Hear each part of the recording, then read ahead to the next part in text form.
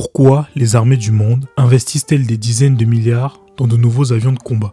Qu'est-ce qu'un avion de combat? Et pourquoi est-il si important dans la politique de défense d'un pays?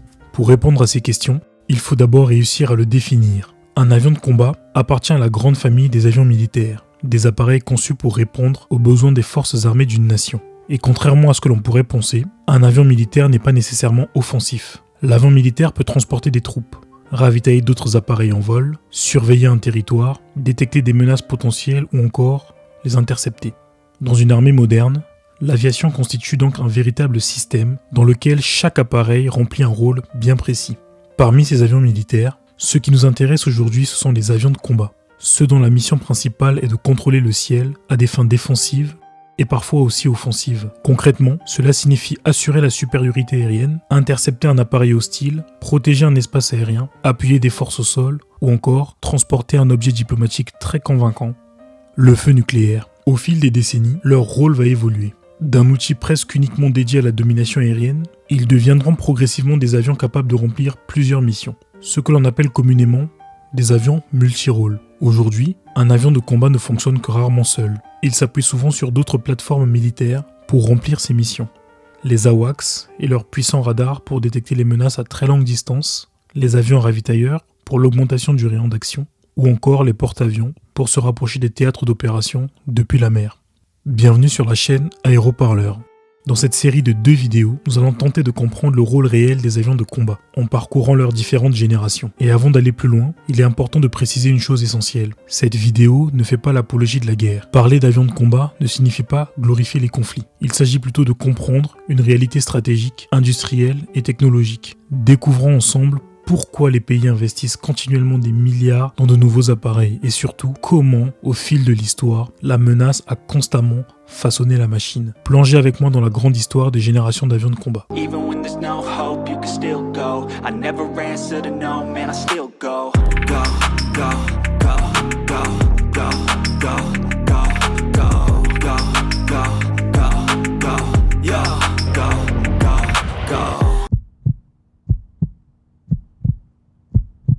Pour comprendre l'évolution des avions de combat, il faut revenir aux origines même du combat aérien. Les premiers avions militaires apparaissent pendant la Première Guerre mondiale, mais leur rôle est encore assez limité. Les combats se déroulent à vue, à courte distance, avec des appareils relativement lents, construits en bois et en toile, propulsés par des moteurs à piston et armés principalement de mitrailleuses ou de canons. Pendant plusieurs décennies, ce modèle va dominer l'aviation de chasse. Les vitesses augmentent progressivement, les cellules deviennent métalliques, plus robustes, les moteurs plus puissants, mais le principe reste globalement le même. Un avion à hélice qui engage son adversaire dans un combat aérien rapproché. Ce modèle atteint son apogée pendant la Seconde Guerre mondiale. Les grandes puissances développent des chasseurs extrêmement performants pour leur époque. Leur vitesse dépasse parfois les 600 km/h et les combats aériens deviennent de véritables duels dans le ciel. Parallèlement, les forces armées utilisent également d'autres avions de combat, les bombardiers, dont la mission est d'appuyer les troupes au sol en larguant des bombes sur des positions ennemies. Les chasseurs et les bombardiers deviennent donc complémentaires. Les premiers ouvrent la voie en maîtrisant le ciel, les seconds affaiblissent les positions ennemies en larguant des tonnes de bombes. La Seconde Guerre mondiale marque aussi la fin de l'ère du moteur à piston. À la toute fin du conflit, une révolution technologique apparaît, le moteur à réaction. L'Allemagne nazie est la première à mettre en service un chasseur à réaction opérationnel, le Messerschmitt ME-262. Le ME-262 est un bimoteur initialement conçu comme un chasseur pur. Lors de sa présentation en novembre 1943 à celui qu'on appellera le H, ce dernier pose une question simple. Peut-il transporter des bombes? Les essais ayant déjà été réalisés, Willy Messerschmitt en personne lui répond absolument. Le ME-262 devient un chasseur bombardier. Non pas le premier du genre, mais le premier à réaction. Grâce à ces réacteurs, cet avion est nettement plus rapide que les chasseurs à hélice alliés et devient particulièrement difficile à intercepter. Il peut atteindre environ Mach 0,71, soit près de 880 km/h. Il est armé de 4 canons de 30 mm, peut emporter un panier de roquettes et jusqu'à 2 bombes de 250 kg en configuration chasseur-bombardier. Mais cette innovation arrive, heureusement, trop tard pour changer le cours de la guerre. L'Allemagne manque de ressources, de carburant et de pilotes expérimentés. Le ME-262 ne sera produit qu'en nombre limité et n'aura pas le temps d'influencer réellement l'issue du conflit. Le conflit mondial se termine donc avant que le réacteur ne s'impose. Mais une chose est désormais évidente pour toutes les grandes puissances, l'avenir de l'avion militaire appartient aux avions à réaction. La Seconde Guerre mondiale laisse place à un nouvel affrontement stratégique. la guerre froide. Le monde se divise progressivement en deux blocs. Le bloc de l'Est, communiste, mené par l'Union soviétique, et le bloc de l'Ouest, libéral, mené par les États-Unis et leurs alliés. Dans cette rivalité technologique et militaire, l'aviation devient l'un des domaines clés de domination. Les ingénieurs allemands qui avaient travaillé sur les premiers avions à réaction deviennent une ressource extrêmement précieuse. Certains sont récupérés par les États-Unis, d'autres par l'Union soviétique. Et leur expertise contribue à accélérer le développement de nouveaux bombardiers, et surtout de nouveaux chasseurs à réaction. La première génération d'avions de combat est en train de naître. Aux États-Unis, plusieurs solutions sont développées dans les années qui suivent la guerre. Les projets et les démonstrateurs donnent naissance à des programmes tels que le Lockheed P-80 Shooting Star, premier chasseur à réaction américain opérationnel. C'est un monomoteur à aile droite, développé pour l'US Air Force et reconnaissable notamment à ses deux réservoirs en bout d'aile. Il est ensuite rejoint par le Republic F-84 Thunderjet dans la continuité du Shooting Star et reconnaissable à son entrée d'air frontale qui alimente un moteur General Electric permettant à l'avion d'atteindre environ Mach 0,81, soit près de 1000 km/h. La marine américaine dispose de son côté du Grumman F-9F, un chasseur embarqué sur porte-avions. Alors que les États-Unis travaillent déjà sur leur prochain grand chasseur, un nouveau conflit éclate en Asie, la guerre de Corée dont il faut absolument que je vous parle. Après la Seconde Guerre mondiale, la péninsule coréenne, jusque-là sous occupation japonaise, est divisée en deux zones d'influence le long du 38e parallèle. Au nord, un régime soutenu par l'Union soviétique et la Chine. Au sud, un gouvernement soutenu par les États-Unis et leurs alliés. Les tensions entre les deux camps finissent par dégénérer en un conflit ouvert en 1950. Très rapidement, la guerre de Corée devient le premier grand théâtre d'affrontement entre avions de combat à réaction. L'Union soviétique, qui accusait initialement un certain retard à la sortie de la guerre mondiale, a eu le temps de bien se rattraper. Après l'apparition d'appareils comme le Yakovlev Yak-15, premier chasseur à réaction soviétique, elle développe un chasseur particulièrement performant, le Mikoyan Gourevitch MiG-15. Le MiG-15 est rapide, très rapide pour son époque, Mach 0,85 de vitesse maximale. C'est un monomoteur à aile en flèche, avec une entrée d'air frontale permettant d'alimenter le réacteur Klimov VK1. Il est le fruit de l'ingéniosité soviétique, mais aussi de l'exploitation des travaux allemands et britanniques sur les moteurs à réaction. Il est armé de 3 canons particulièrement puissants, capables de détruire aussi bien des chasseurs que des bombardiers. Les pilotes nord-coréens et chinois, bien que souvent moins expérimentés, vont rapidement dominer une partie du ciel coréen dans une zone que les pilotes américains surnommeront la MiG Alley.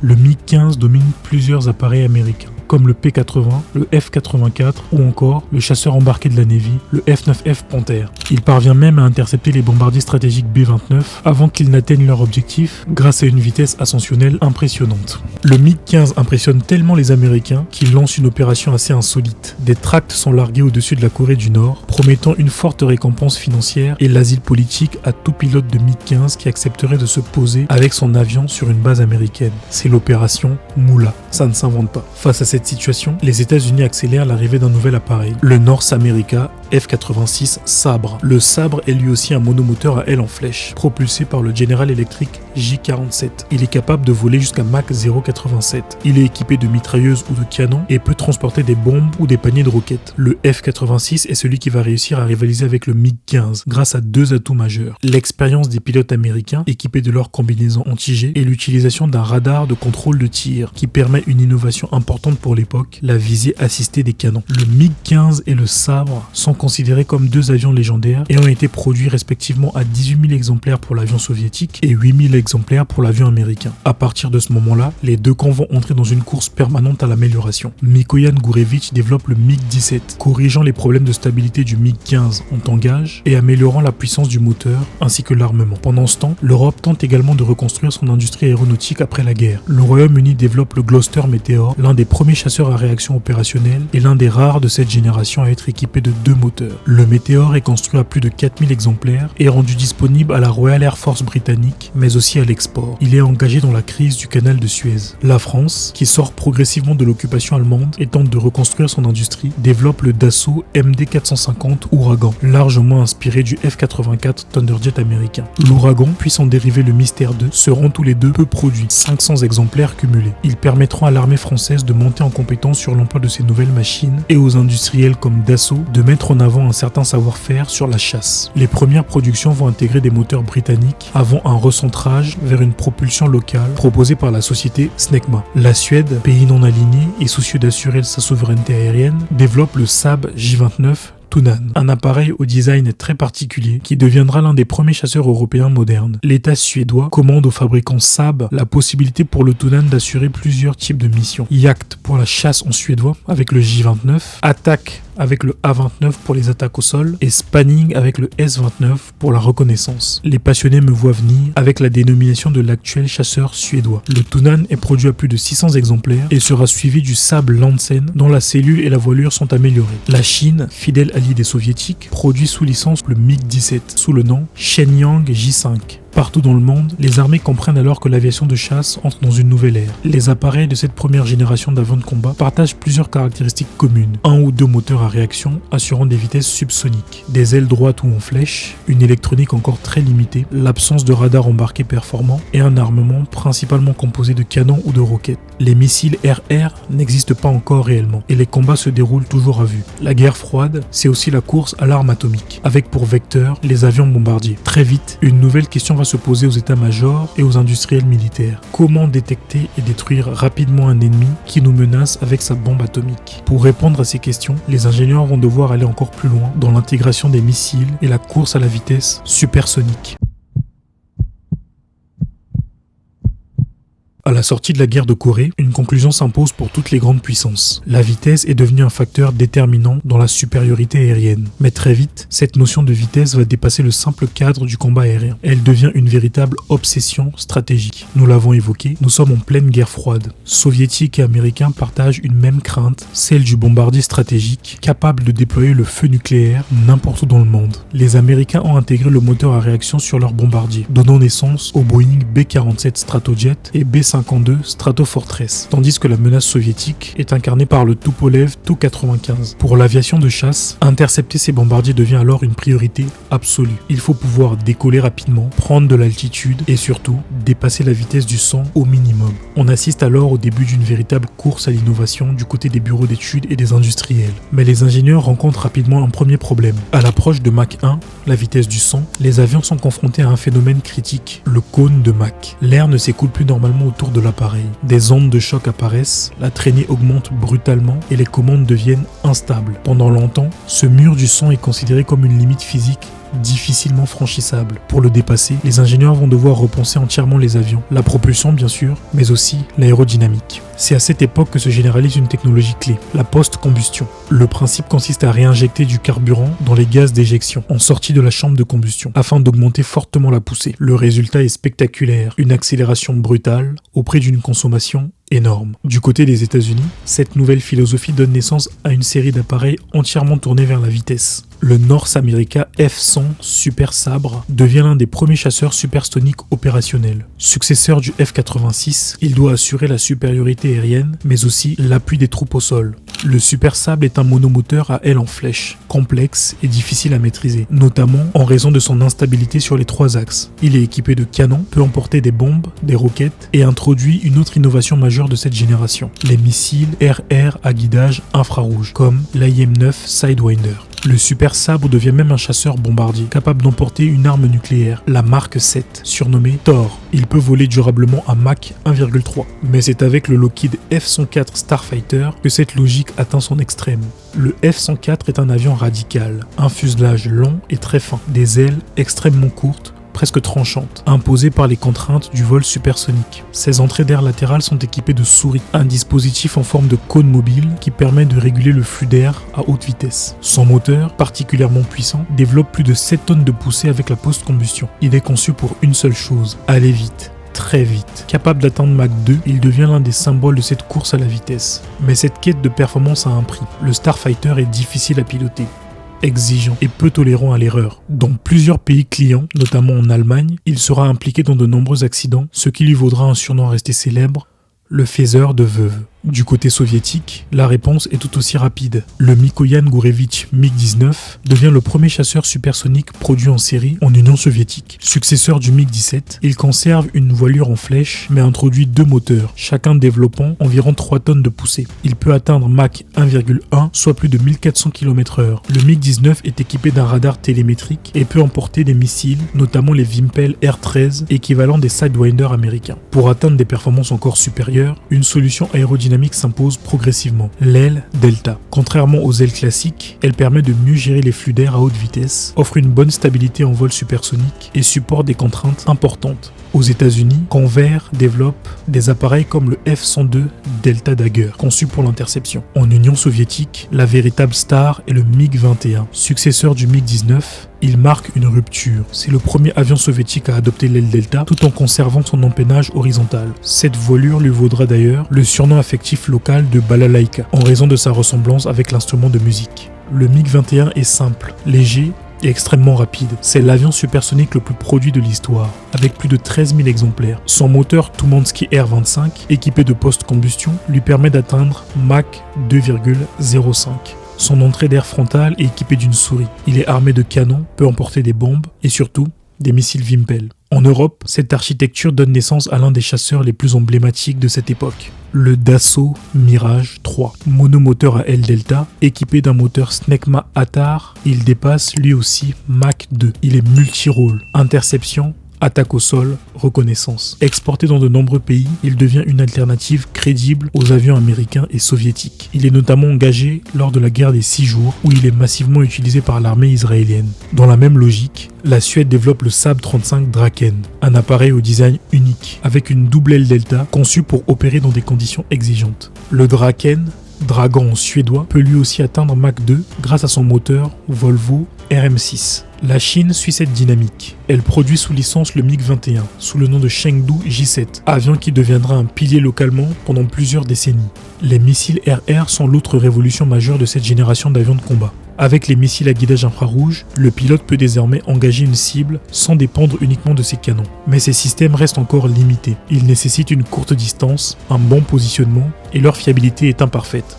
Les radars progressent également. Les radars de tir permettent d'améliorer la précision des engagements, tandis que les radars télémétriques améliorent la conscience de la situation. Pendant ce temps, les marines doivent elles aussi s'adapter. Opérer depuis un porte-avions impose des contraintes importantes. Certains modèles comme le Vought F-8 Crusader parviennent à combiner performance supersonique et capacité embarquée. Le Crusader présente des caractéristiques proches de celles du F-100 Super Sabre et sera utilisé notamment par la France depuis les porte-avions Foch et Clemenceau fraîchement mis en service. D'autres approches émergent. Des avions à décollage court ou vertical comme le Yakovlev Yak-38 misent sur la flexibilité plutôt que sur la vitesse pure. Avant les achats de Crusader, la marine française exploitait jusqu'ici le Dassault Étendard 4, un chasseur embarqué plus modeste, mais parfaitement adapté aux missions d'attaque et de reconnaissance. Les avions d'attaque au sol évoluent eux aussi. Des appareils comme le Sukhoi Su-7 soviétique, le Republic F-105 Thunder Chief américain ou encore le Dassault Mirage 4 apparaissent. Certains sont capables d'emporter des charges importantes à grande vitesse, y compris dans un contexte nucléaire.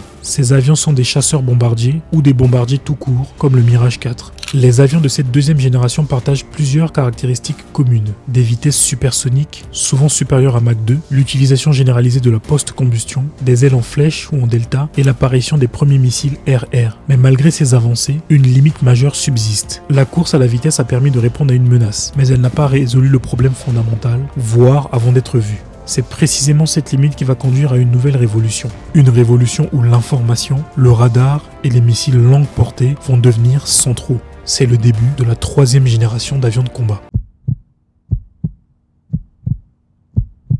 À la fin des années 50 et au début des années 60, les états-majors commencent à tirer les enseignements des premiers avions de combat de deuxième génération. La vitesse est un atout majeur. C'est indéniable. Mais le combat très rapproché semble devenir moins fréquent avec l'arrivée des missiles. Une nouvelle idée émerge alors. Et si on pouvait détecter un ennemi bien avant même de le voir? Nous avons abordé le sujet en surface, mais c'est là qu'entre en jeu le radar. En rentrant un peu dans la technique, à cette époque, il existe dans l'aviation deux grandes familles de radars. D'une part, les radars air-sol, utilisés pour la cartographie, les bombardements et la navigation sans visibilité. D'autre part, les radars RR, dédiés à la détection et à l'engagement des cibles. Les premiers systèmes embarqués restent relativement simples, mais ont tendance à très bien évoluer. Prenons l'exemple du radar RR. Les premiers à apparaître sont des radars télémétriques. Le système fonctionne avec une antenne qui émet des ondes et une autre qui reçoit l'écho. Cela permet de détecter une cible, de mesurer la distance qui nous sépare d'elle et d'améliorer la précision du tir, notamment au canon. Viennent ensuite les radars de tir. Ils permettent de verrouiller une cible et d'actualiser en permanence sa position. C'est ce type de radar qui rend possible l'emploi des missiles à guidage semi-actifs, comme l'IM-7 Sparrow. Ces missiles ont une portée plus importante que les missiles infrarouges, mais nécessitent que le radar de l'avion continue d'illuminer la cible pendant toute la phase de tir. Lors d'un engagement avec une cible à basse altitude, ces radars peuvent être perturbés car ils confondent parfois la cible avec le relief. Enfin, apparaissent les radars Doppler, beaucoup plus avancés. Ils sont capables de distinguer une cible en mouvement du sol, de calculer sa vitesse et permettent d'opérer quasiment dans toutes les conditions. C'est ce type de radar qui donne naissance à la capacité dite Look Down, Shoot Down.